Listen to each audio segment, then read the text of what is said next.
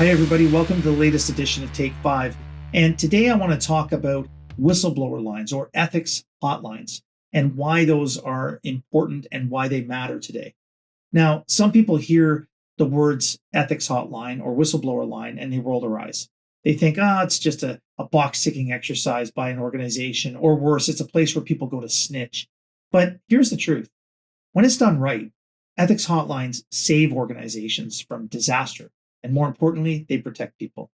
So, what are these lines or what are these processes? Well, an ethics hotline is a confidential way for employees or even the public, depending on how they're used, to raise concerns about misconduct.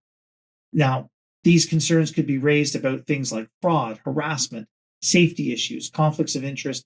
The idea really is simple that people have a place to safely speak up and confidentially speak up about concerns before those concerns spiral out of control.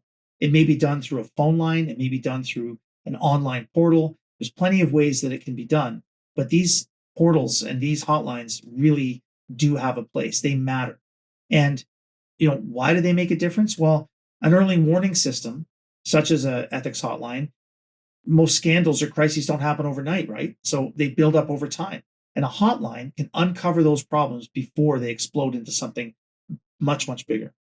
It also empowers employees, people who might be too afraid to speak to a manager or raise their voice.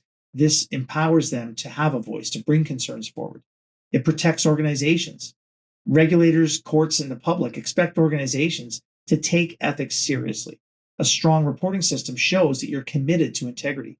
In short, hotlines really help organizations live up to their values and protect the people at the same time. Now, there are arguments against them, and I wouldn't, I have to talk a little bit about these. You'll hear people say, they just encourage gossip. In reality, well-run hotlines screen out frivolous complaints and they focus on genuine issues. Sometimes people will say people will abuse the system. That's true, a few might. But research shows that most callers raise real and serious concerns. You might also hear, we don't need a hotline. We have an open door policy. Well, that's great in theory, but not everyone feels safe walking through that door. A hotline gives an option to those who fear retaliation and embarrassment. The bottom line, the benefits far outweigh the risks. Now, what makes them work? Well, hotlines only work if people trust them. So there has to be clear communication about how the process will work. There has to be true confidentiality, and it needs to demonstrate that concerns are taken seriously and acted on. Having a hotline and doing nothing with the information you get is certainly not going to instill confidence or demonstrate integrity. If employees see that reports lead to fair investigations and meaningful change, the hotline becomes basically a lifeline, not a checkbox. Ethics hotlines aren't about snitching. They're about safety, accountability, and integrity. They give people a voice. They give organizations insight, and they help stop problems before they cause real harm. Now, that's not box ticking. That's leadership in action. I hope you enjoyed this.